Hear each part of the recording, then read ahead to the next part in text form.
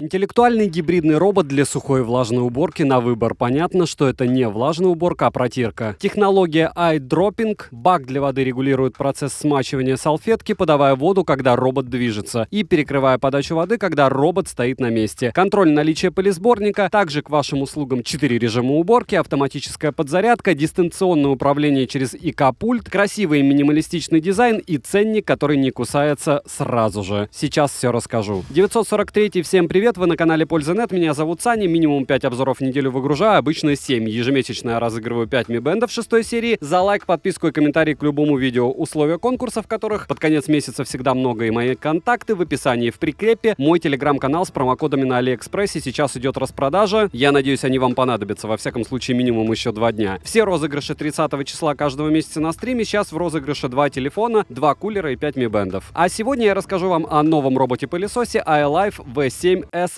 Полетели. Распаковка. Коробка максимально простая. Пришла в хорошем состоянии, нигде не повреждена, оформление ничем не выделяется. Схематический рисунок пылесоса, информация и спеки на 6 языках, в том числе на русском. Комплектация небольшая, но более чем достаточная. Внутри есть робот-пылесос, зарядная док-станция, ИК-пульт для управления, батарейки в комплект не входят, протирочная насадка, сетевой адаптер, щетка для очистки пылесоса, запасная боковая щетка, 2 салфетки из микрофибры, 2 запасных волокнистых фильтра пылесборника, контейнер для воды и руководство пользователя. Без сторонних запахов не обошлось. Док-станция изготовлена полностью из черного глянцевого пластика. К сети подключается сбоку, и спрятать провод нет возможности внутрь. Не предусмотрено это производителем, что плохо. Размеры док-станции вы видите на экране. База относительно небольшая. Внизу наклеены противоскользящие ножки-накладки. Наверху на базе есть углубление, предназначенное для хранения пульта, и светодиодный индикатор. Питается база от внешнего адаптера питания, который также можно использовать для зарядки робота. Дизайн пылесоса достаточно привлекательный, несмотря на то, что корпус полностью выполнен из пластика. И не сказал бы, что суперпрочного пластика. Габариты составляют 300 на 300 на 75 мм, а вес всего 2,96 кг. Корпус очень маркий и легко царапающийся. Сборка в целом неплохая, но качество отдельных деталей отставляет желать лучшего. На верхней части пылесоса расположена сенсорная кнопка управления, клин с подсветкой, выполняющая роль индикатора, и крышка, открывающаяся очень удобным нажатием на нее, на месте надписи «Push» нажать. За крышкой находится место под пылесборник на 300 мл,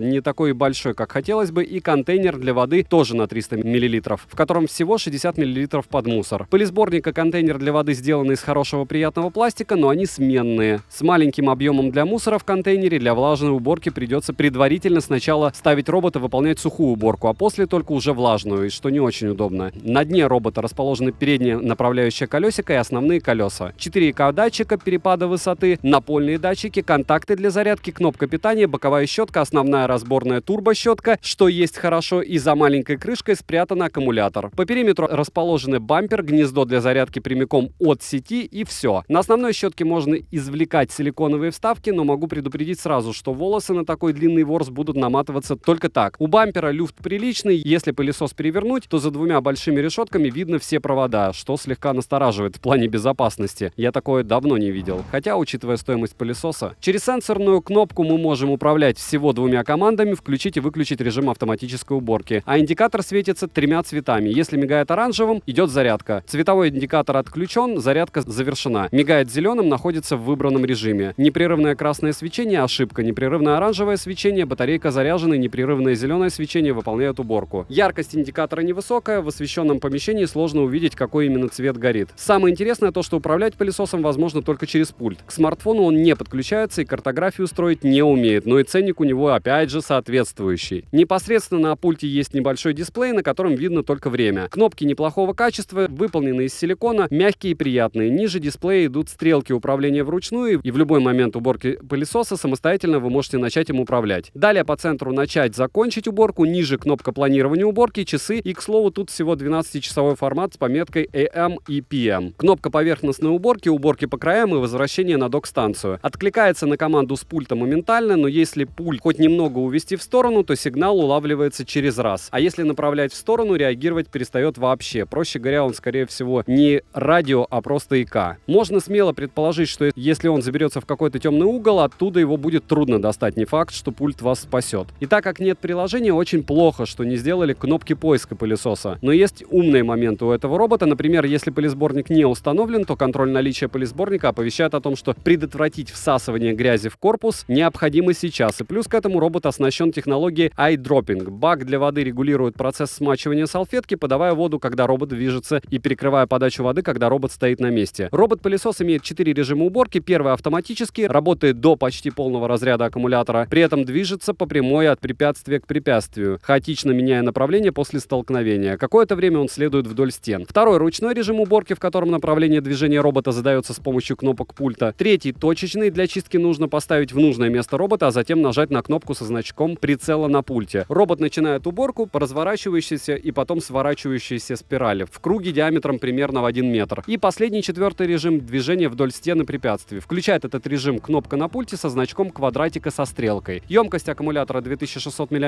До полного разряда аккумулятора робот работает 2 часа 10 минут. Полный цикл зарядки на базе 4 часа 45 минут лично у меня. Теперь к тестам. Во время уборки колеса лично у меня по паркету скрипят. Естественно, в углах он не вычищает, как и все роботы-пылесосы, что у меня были хоть за 10 тысяч, хоть за 50. В отзывах многие пишут, что больше месяца не живет данное устройство, у меня пока что работает. Уже получается больше месяца. Но соглашусь с его хаотичной и непонятной траекторией. Хотя все познается в сравнении. Не всегда убирает он центр при обычной уборке. Через раз видит препятствие, не понимаю, что тихого в работе этого робота, он реально шумный, причем во время работы больше слышишь не шум всасываемого воздуха, а шум работы моторчика. По моим замерам уровень шума составляет 59 дБ. Пол он не моет, а просто протирает, вода не протекает, это плюс, но в комплекте не предусмотрели для док-станции основания под влажную тряпку. С волосами справляется, но почти все они наматываются на щетку. В принципе, все как у всех. Шерсть берет без проблем, крупу в основном раскидывает, но что-то и собирает. Обычную уборку не скажу, что производит качественно, подметать за ним точно придется, если 2 раза его прогонять не станете. Неплохой бюджетный вариант, если вы уходите на работу и ставите его убирать квартиру, тогда его шум вам совсем не будет доставлять дискомфорта. Препятствие свыше 1 см еле берет, и ковры с средним и высоким ворсом, соответственно, вообще не тянет, как и большинство пылесосов до 30 тысяч рублей. Кстати, усики боковой щетки настолько несоразмерные с самим пылесосом, что постоянно во время работы бьются об основное колесо. Голосовой режим сопровождения отсутствует, только короткие звуки, и поставить на беззвучный режим его нельзя. 5 основных минусов. Это первое: в режиме влажной уборки слегка буксует на гладком мокром полу. Второе — слабая навигация. Третье — отсутствует ограничитель движения. Четвертое — не всегда находит базу в соседней комнате. Пятое — время выставляется только в 12-часовом режиме. Цена здесь это скорее плюс. Всего $136, бывает и дешевле. Цена по ссылке в описании к видео. Если будут промокоды на подобное, посмотрите в моем телеграм-канале, также по ссылке в прикрепленном комментарии. Вдруг на момент вашего просмотра появятся скидки, я туда обязательно скину промики. Либо подобные пылесосы чуть-чуть других брендов. Ну, вы понимаете, о чем я. Резюмирую, качество сборки соответствует своей цене. Дизайн красивый, приятный глазу, но все же в своей ценовой категории iLife V7 Plus проигрывает некоторым другим пылесосам, если смотреть, опять же, только по характеристикам. Но, как мы прекрасно увидели по этому роботу-пылесосу и любым другим бюджетникам, которые у меня были, одно дело, что на бумаге написано, другое дело, что реально бывает. По факту, плюс-минус все одно и то же, плюс у iLife есть чертова туча отзывов, пусть и не только положительных, у них чертова туча сервисов, много поддержки, и какой-то плюс от этого бренда есть, хотя все, опять же, до такой степени субъективно относительно. У меня есть знакомые, которые за него очень сильно и упорно голосуют, хотя я с этими голосами абсолютно, если честно, не согласен. Но это мое мнение, мое дело было рассказать вам. Этот пылесос мне был предоставлен производителем без каких-либо условий ТЗ. Мне он нужен для наполнения моего топ-10 пылесосов. Скорее всего, они скоро появятся. Может быть, еще парочку бюджеток я проверю. Из разряда Midea, которые тоже ультра дешевые, или чего-то подобного. По поводу пылесосов Xiaomi в эту же цену, их я тоже буду проверять, так что пишем модели, которые вам интересны. Возможно, их и куплю, почему бы и нет. Девайсу ни да, ни нет, потому что все-таки не у всех есть 20-30 тысяч, чтобы покупать что-то топовое, и не все могут рисковать и покупать Xiaomi, те же G1, мопы и подобное. И не у всех они идеально работают. Все, как говорится, индивидуально. Пишите, интересен ли вам этот бренд. Если абсолютно не интересен, то больше его трогать не буду, так же, как Midea. Они для меня примерно равноценны. Подписывайтесь с колоколом. Не забывайте лайк за труды. Добра и удачи вам, дорогие друзья.